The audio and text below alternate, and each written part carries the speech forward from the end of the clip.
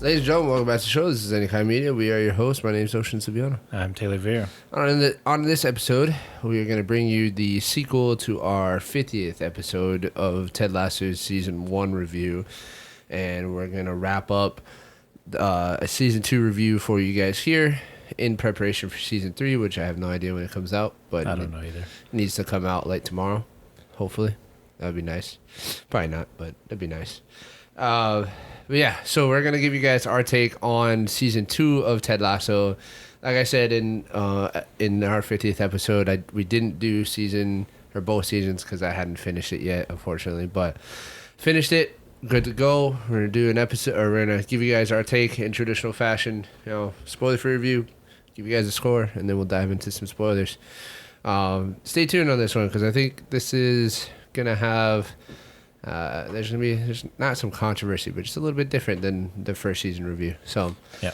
All right. Spoiler-free review. Season 2 is not Season 1 in the regards to it being like a revolutionary show. But I don't think it was too bad. There are definitely some things that I didn't understand, I didn't like about it. But as the season went on and the way that the season ended and things kind of set up for Season 3, to me, this is just like a little bit of a filler season that sets us up for hopefully an epic Season 3. What do you think? Before going into Season 2, I kind of already had an opinion of what I expected out of it, just with sports things in general, which I think I've talked to you about. And after watching Season 2, like, kind of stayed or did what I expected. It's not bad. To me, it doesn't really set up very well for myself, like for Season 3. Like, I'm not really looking forward to it, but I'm sure I'll end up watching it because I like a lot of the characters. Yeah. I just don't like where it ends up, but it's definitely not bad though. It's still like enjoyable. Yeah, definitely.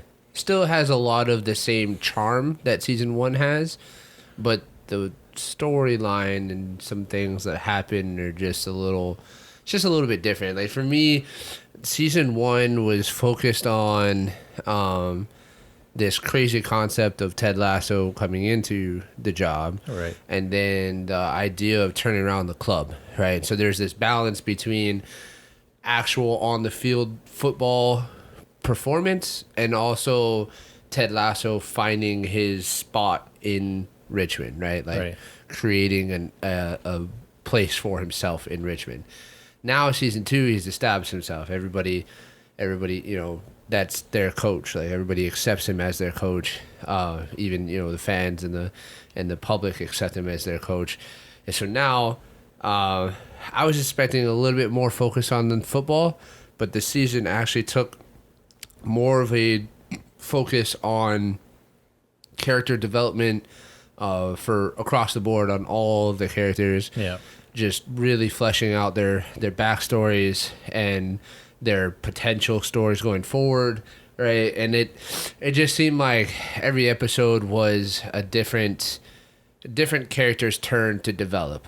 And while that's not necessarily bad in my opinion, I just personally wish there was a little bit more football involved. Yeah, so the thing is like, because Season 1 pretty much covered all of, like you said, the football aspect of it, and obviously it's still there, but it's just not so much the focus anymore. Yeah, definitely. To me, it loses like value because it's like, sure, I like all these characters, I don't mind seeing their backstories and stuff, right? But it's like, what's the point? It's still a football. It's still a football club. On top of that, club. like the way it ends, to me is like totally unnecessary, like drama. Like understandably so, because it's a show and it needs to keep going, right? And they want it to keep going, but it's just not as appealing. As we'll definitely. Season 1. I think we have some similar thoughts on that, so we'll definitely tackle that in the spoilers. But I agree with you. I think it loses a little bit of its. I don't know if authenticity is the right word, but just it's just not the same. It wasn't the same in season one, which no second season is ever gonna be the same as season one. But I don't know. I guess I was expecting a little bit different. But like I said in the beginning, I still, for me, am excited about season 3 because I think that there's a lot of layers to what happened, and I think it could be pretty good. So, you got anything else to say? Sorry. No, that's okay. Yeah, that's good. Yeah, I want to get into this book because I'm catching myself every 5 seconds, like, oh, I want to say this. I'm like, oh, wait, no, it's this book. So, with that, ladies and gentlemen, if you haven't seen Ted Lasso in general, you need to start your 7-day free trial on Apple Plus TV. Go watch Ted Lasso. It is a must-watch. Even season 2, I think, is still you still need to watch it because you watched season 1. So I don't know how you watched season 1 and then didn't watch season 2. Like, that just doesn't make any sense. But if you haven't seen Ted Lasso in general, start your trial. Go give it a watch. Great show. It's a great show. A lot of feel goods. Definitely something you can watch with the family for the most part. Might be a couple scenes where you cover your kids' eyes, but for the most part, it's a good fun watch. So, ladies and gentlemen, this is your official spoiler alert. All right, so now we're gonna dive into some spoilers. Okay, why? What the fuck, Nate?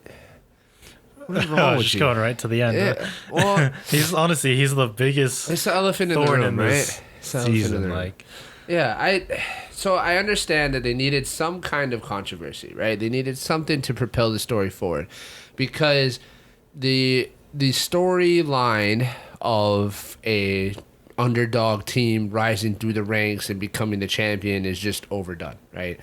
You see it all the time. Well, no, I mean, they already went through that arc. Even though they weren't successful, you still had that progression of trying to make that goal, even if they didn't ultimately win. Right, I agree. So, I understand that they were trying to do something different and trying to bring a different, some different conflict into the storyline, but I don't know. I didn't like that they used Nate. I hated that they used Nate because I was good. Nate he was great in the first season. He's amazing, and then he just 180. It was weird, and it wasn't like I feel like it wasn't even progressional. It was just, to me, it was immediate. There were some hints here and there in the beginning of the season because he was getting real mad, and he was getting mad at stuff, and then he was also. The guy that they hired to take his spot, he was super harsh on him all the time. That's why, in my opinion, the moment he was promoted to a coach, he immediately changes. He just started, and it just doesn't make sense to me. Yeah, I didn't like it because that wasn't I just that don't wasn't believe the character. The transition. Yeah, right. It's not believable at all. I agree with you because he wasn't. He never showed any sense of being power hungry or anything like that, because in the first season he was a nobody. He was the humblest nobody that he just wanted to be part of the club, and he just wanted to take care of the greens, take care of the locker room, whatever he could do to support the team. That's all he wanted to do.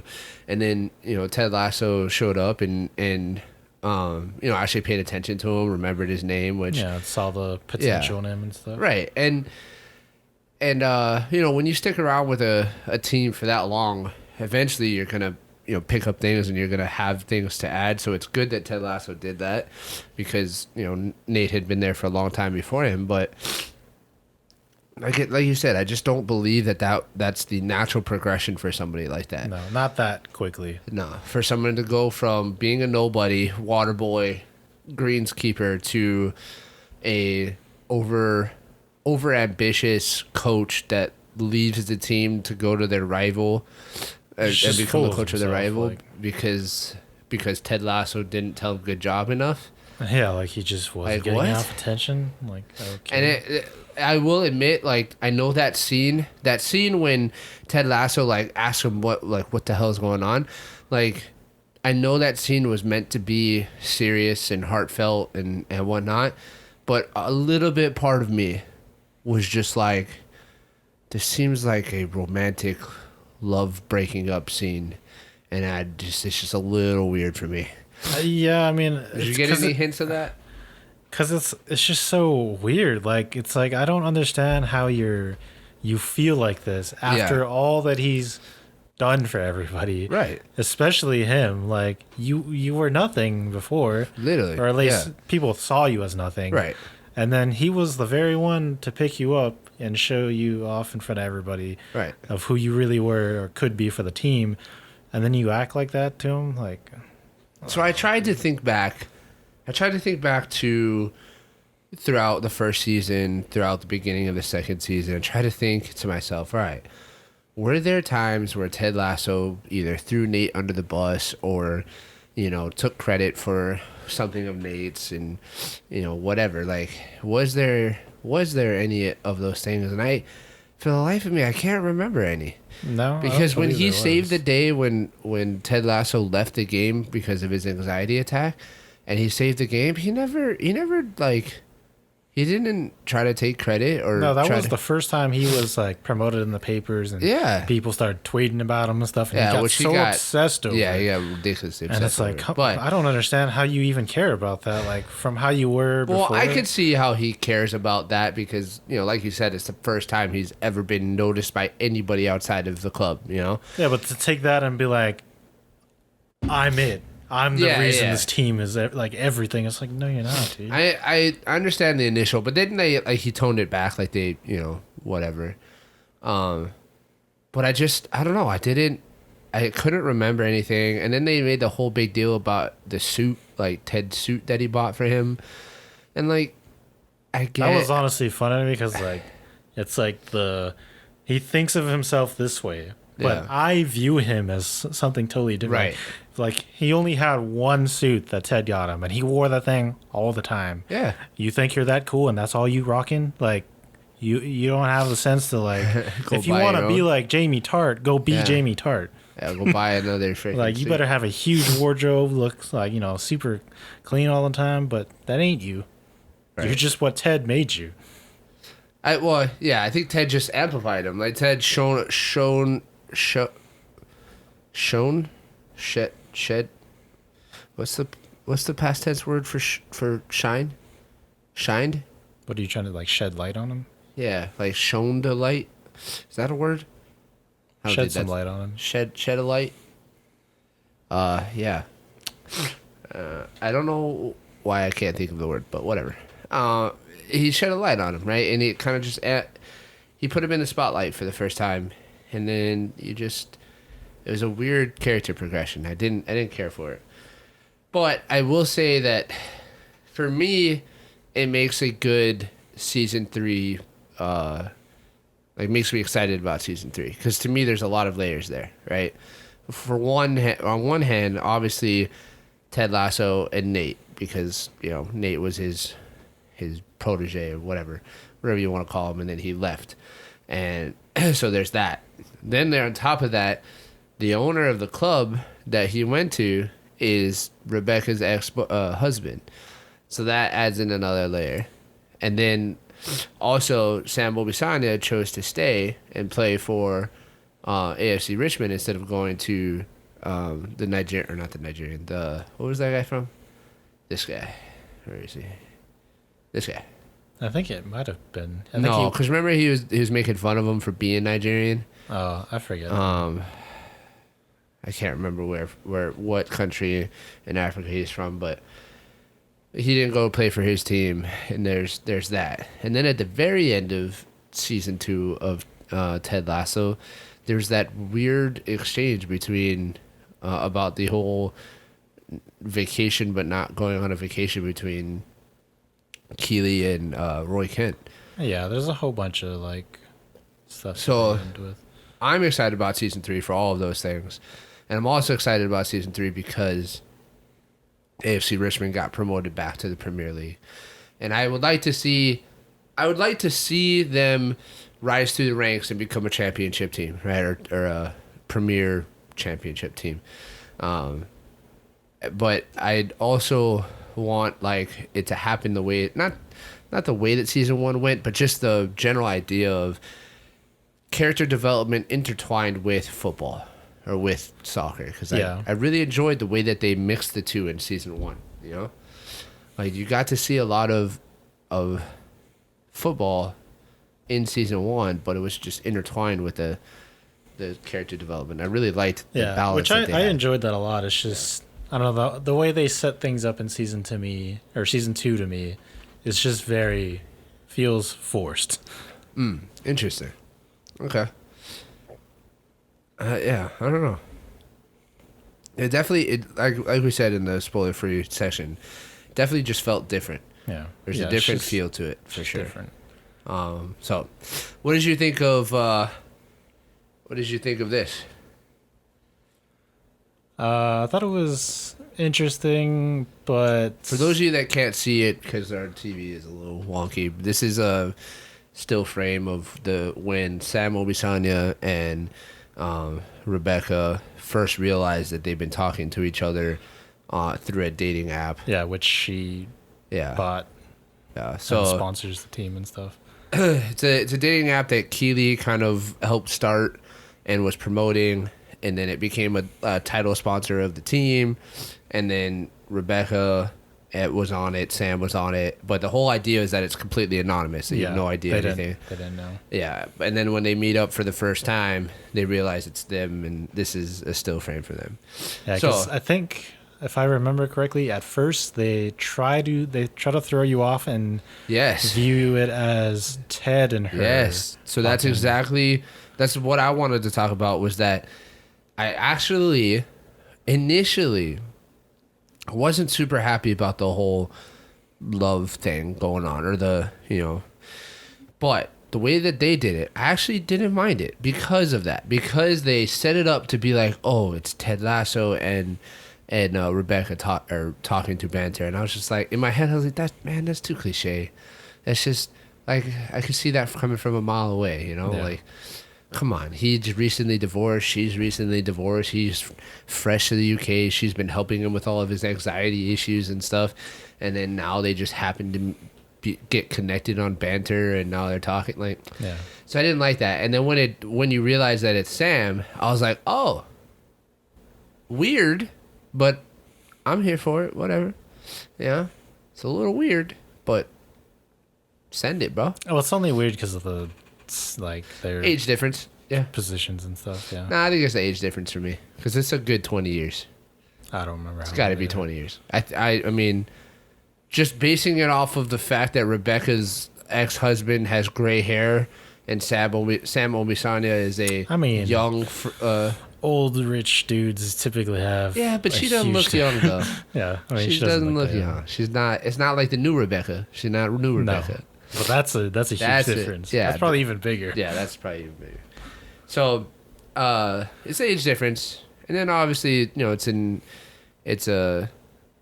I don't think it is a race thing, but there's that, and then there's the positions, right? She's a player for her club. Yeah. So I would say that, to me, that's the bigger standout issue, is like, just because she is the owner, he's a player, that's kind of complicated. Yeah, a little bit. But I actually liked it. I mean, I don't want to say I liked it, but I didn't not like it. I didn't mind it. I like the way it kind of like ends by the end of the season. It's kind of just whatever. It was a little high schoolish for me, and I didn't really care for the way it doesn't go anywhere. Yeah, just of course they're gonna pick up on it in season 3. But she's a very, very wealthy woman, and he's a wealthy young up and coming athlete. Star. He's a star, and they kind of just act like they're in high school, like tiptoeing around each other at work, and oh, we can't do this because I need to figure out who I am, and then that way I can be better for you, and then Sam's like, I need to figure out who I am and do what's right for me. Yeah, Sam's like, I wish I could say that I'm staying in Richmond for you, but it's for me. I'm like, Ted's is it really though? I think he meant to tell that to you or something. Yeah, that was hilarious. So I didn't like the high schoolish vibes that it gave off, but it is what it is. Yeah, I thought it was a cool cool idea to have in there, but they Yeah. kind of just don't go with it. Yeah, I didn't care for the way it ended. I like the thought. I think it's okay that it was in there, but just the way that they ended it was a little off. But that's all right. All right. We talked about that. This situation, okay?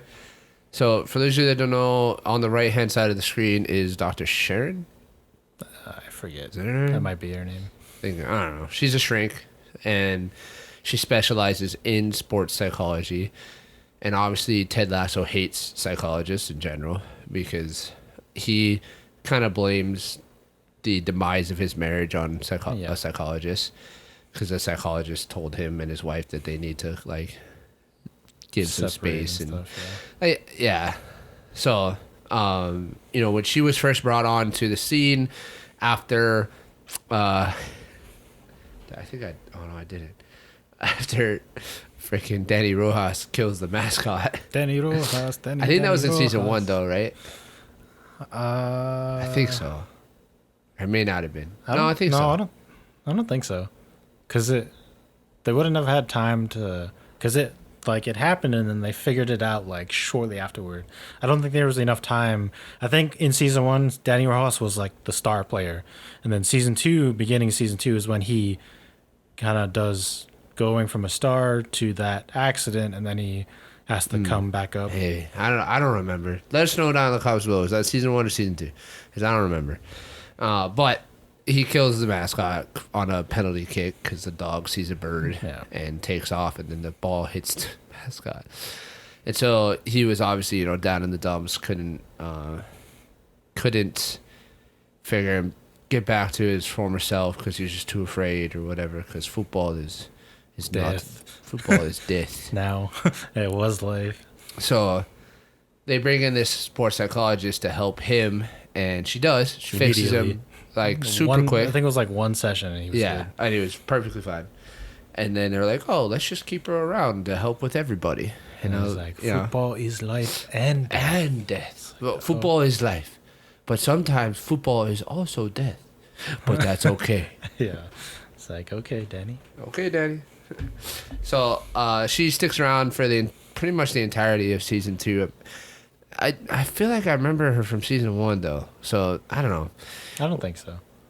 But I mean, she's around for a while. Yeah, she's in the she's in the show for a while, and she helps a lot of players with a lot of their issues, and then her and Ted Lasso are kind of dancing the whole time because Ted Lasso's on one hand he's not afraid but just doesn't like psychologists, but on the other hand he also views himself as somewhat of a psychologist for his players. Like he gets a little bit jealous of the fact that the doctor is helping all of his players with their issues, because he thinks like, oh, that's something that I like to do and I feel like I'm good at, and now there's this other person coming in and doing it on my turf, and on top of that too, he's very insecure that because he needs her counseling as well for himself. But he can't bring himself to do it until the end of the season. And we find out some very sad stuff. Yeah. Very sad. I was very sad during that episode, dude. It's so, I think it's because I'm so attached to Ted Lasso as a character. But anytime he's anything but happy, my emotions... Anytime his history comes back up, just my emotions follow Ted Lasso's emotions. If he's happy in him normal self, I'm stoked, having a good time. As soon as he sits down in that shrink chair and talks about how his dad killed himself when he was 16 years old and how he hated him for it for so long, I started being like, yeah, I hate your dad too, bro. Screw that guy. What the hell? So yeah, it was just sad. And then to me, that connected back to the dart scene in the first season, when he talks about how he played darts with his dad all the time. So I don't know. It just, my emotions follow Ted Lasso's emotions, and those scenes were very sad for me. Yeah, I agree. Very sad. So, but I think these two characters, their whole arc and stuff was very, very good in the season, though. Yeah, I think it ends very well too. I enjoyed it too. because I believe she ends up leaving finally because she finishes her time with the team and stuff. Yeah, I remember she gets in the bike accident. She gets run over, or she gets hit on her bike, and then Ted Lasso is the one that they kind of both like open up to each other. And she realizes that because the whole time she's there in the beginning, she's kind of painted as this person that has all the answers, right? She's kind of like if you need help with this, go see her because she's got the answer. And then we come to find out, as should be expected, she's human. She has her own problems, her own issues, right. And eventually she reluctantly decides that it's Ted that needs to help her get through those issues, and they kind of help each other out. So, and then she writes him a very nice letter that makes him cry.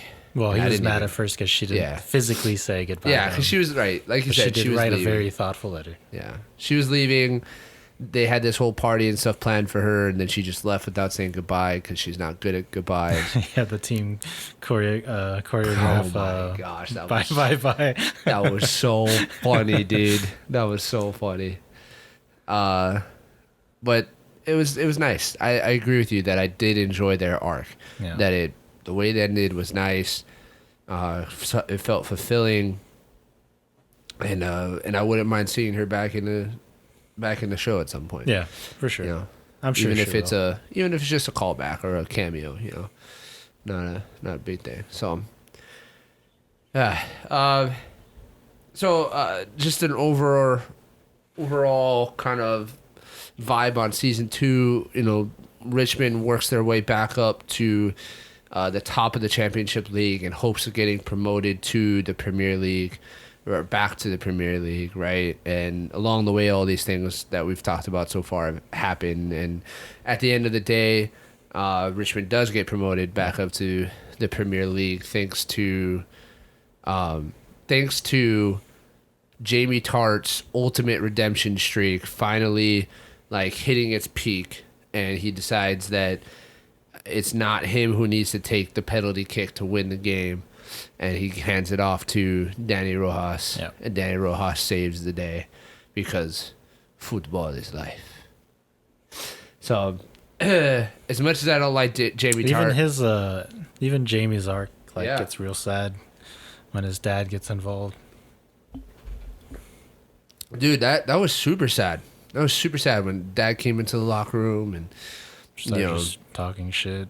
Obviously drunk, talking shit, and then... Smacking him around and to punch him. Yeah, that was sad. That was a rough moment. It's what are you doing that to? If you're any one of those other players in there, what do you do? Because if you go and you back Jamie up, there's a potential for Jamie to get mad at you because he's like, oh, that's my dad. Fuck off. But on the other hand, if you don't do anything, then he could be mad at you for not doing anything. Why didn't you guys help me? But yeah. I mean, at the end of the day, the people that have total authority to get involved anyways. Coach Beard stops it, gets him out of there. Which actually comes back to bite him in the ass later on, which is funny. Yeah. Also, that episode was so funny. Coach Beard's episode is so weird. It was so weird. But that's, to me, I enjoyed it because that's Coach Beard, dude. He's just a weird guy, bro.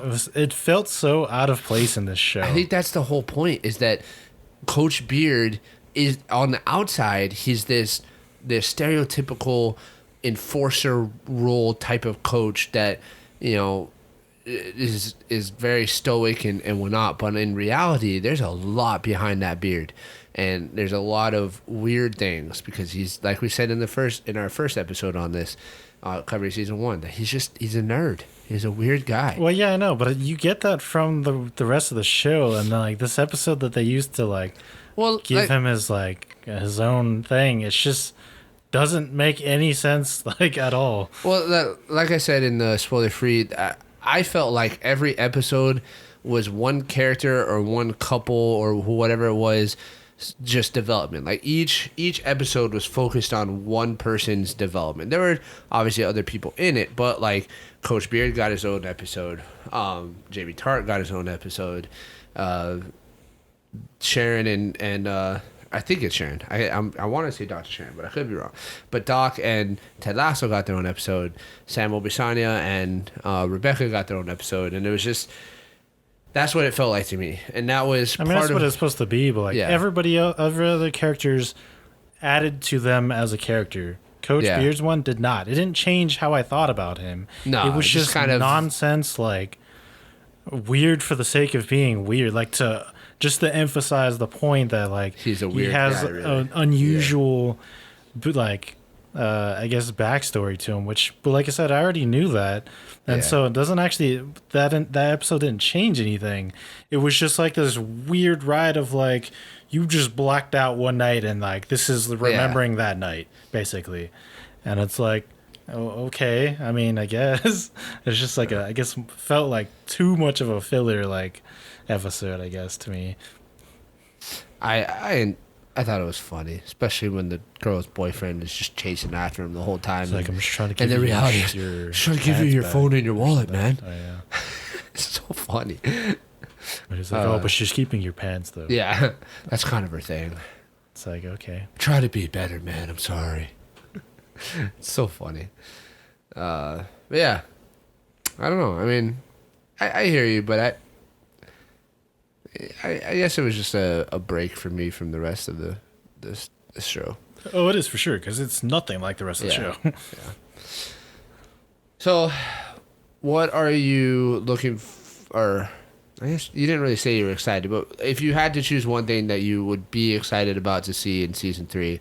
What would you want to see happen? Honestly, we'd be probably seeing more of this going on with Ted Lasso and the Doctor. Yeah, really? Because, like I said, Sam and Rebecca thing, I liked it, but they kind of just dumped it. So I don't really. I'm sure they're gonna get back into it, but I'm not looking forward to it at that point. The whole Sam thing by himself with the other football coach thing. Was kind of cool, but I don't think it would be. I don't think they're going to expand. It's not important enough to bring it up later. I don't think that because I think that was it. I think that was the whole point was to see if Sam was going to choose Richmond or not, and he did. So now that's done. Yeah. And then Keeley and Roy Kent. So that it's kind of to me, it's like really weak. Like again, like it's just to add to. Well, now there's a triangle, right? Because. Freaking Jamie Tart decided he needed to let Keeley know that he still loves her, right? And we saw that coming, obviously. But I was hoping that it just wouldn't happen. I was hoping that Jamie Tart's like character development would progress enough to the point where he would realize that that's just not something that he should do. It's just not cool. No, but not he the did. Case. Didn't get to that achievement yet. Yeah. Yeah. So he told Keeley that he still loves her, and then now. At the end of the season, right when Keeley gets this offer to open up her own PR firm, and Roy Kent's trying to do this nice boyfriend thing of take her on a vacation to celebrate and she says no. Kind of just reset before she starts, and she's like, "Sorry, I can't go. I'm gonna lock myself in a room and work for 6 weeks while you go on the vacation." Yeah. And I'm just like, I get it. You want to start off on a good foot with your stuff, but. Maybe instead of a 6-week vacation, you're just going like a 1-week vacation with your boyfriend. Some kind of middle ground. Like maybe we compromise somewhere in the middle instead of just being like, no, you go, I'm gonna stay. Especially after my ex-boyfriend that I was with for a while and really liked just told me that he loves me. Yeah. So. You go off by yourself and I'll stay here with this guy. So. With the team. I'm not necessarily excited about that situation, but I just want to know. I need to know. I want to know because I freaking love Roy Kent so much that if Keeley hurts his feelings, I don't care. Like I almost expect Keeley to go back to Jamie, and I don't care if she does or not because I don't really care for her that much. Like I don't care about her. I wouldn't be surprised if she does.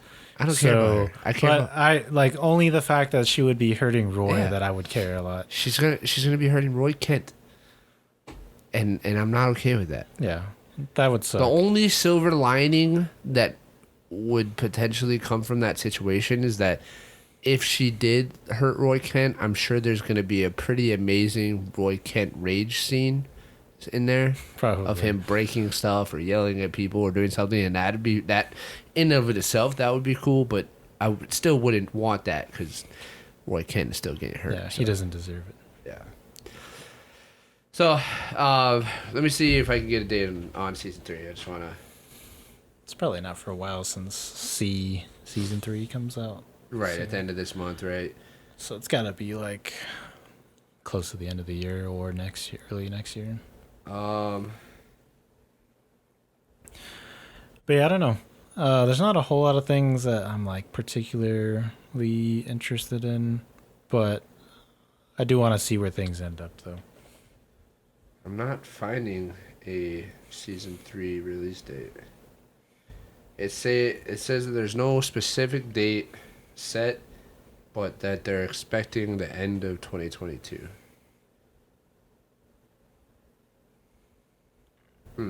Interesting. Okay, well, it does make sense, right? Like you said, see season 3 comes out at the end of this month, and then they're not gonna want to put Ted Lasso out right after too. So, yeah. At the very least, it's gonna be end of this year. Well, I'm gonna be paying attention because I'm excited. I want to know.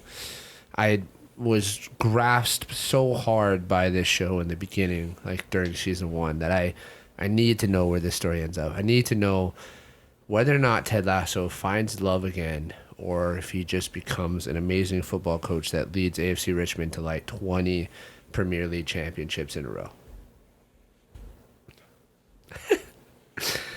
Ladies and gentlemen, I guess we'll just have to wait and believe. Believe. Dude, that was so sad. When Nate rips it off. So sad. Like, disrespect. Right? Like, come on, Nate. How you stoop that everything low, bro? Nate does is so disrespectful. You just, not only do you tear Ted Lasso a new one who has done almost nothing but try to help you and, make you a better person. He has done nothing but good for him. I say almost because I don't remember every single thing that happens in the seasons, and I may have missed something. But I think they pretty sure Nate asks about, or Ted asks about that, and he doesn't say anything. No, he does. He just says like, you made me feel like the. This is why I said it felt like a romantic scene. It's not actually anything. He just says, I was hurt because you didn't give me enough attention. Yeah. That's nothing to do with Ted. That's just you as an individual. No, but that's what I mean. It's like, that's why I say almost nothing, because I'm pretty sure that Ted didn't really do anything, and it was just Nate's interpretation of how things went. Because I could kind of see maybe when he brought Roy Kent on to be a coach, of him being like, oh, you brought back Roy Kent because I'm not doing good enough. But still, like, that's not at all what it's like. That wasn't what it was supposed to be. But I can understand. You're just a little bitch. Yeah, I can understand how a little bitch character would think that. You know what I mean? Yeah, so. I mean, I get that, but he didn't do anything wrong. Nate, you're just a bitch. I can't wait to see you get wrecked. Yeah. Well, I mean, he does know everything about Richmond, so it might take a little bit. Might take to the end of the season. He thinks he knows everything. Yeah. So I'm sure they got some stuff up their sleeves. When that poster got ripped in half, man, that was sad. I felt so bad for Ted Lasso. So hopefully he just puts tape on it and puts back up. Don't make a new poster. Just put tape on that one, put it back up. But you thought that was enough? No. You should have put it through a shredder if you really wanted me to. And he still would have spent the time to put that back piece together. It all back stick together. It right back up there. Because you got to believe. Yeah. Ladies and gentlemen, did you guys enjoy season 2 of Ted Lasso? If you did, let us know what your favorite parts were. If you didn't, let us know what about season 2 was different from season 1 to make you not enjoy it. And if you didn't enjoy season 2, are you still looking forward to season 3, or are you kind of just maybe not? For us, or at least for me here, I'm excited for season 3 just to see. I just want to know where it goes. Hopefully it comes out sooner rather than later. And then obviously we will be bringing you guys an episode on season 3 of Ted Lasso when it comes out. Yep. And any trailers or anything that comes out on it as well. So thank you guys for being here. We really appreciate you all. Please like, subscribe, comment, share with a friend, and we'll catch you guys in the next episode. Believe.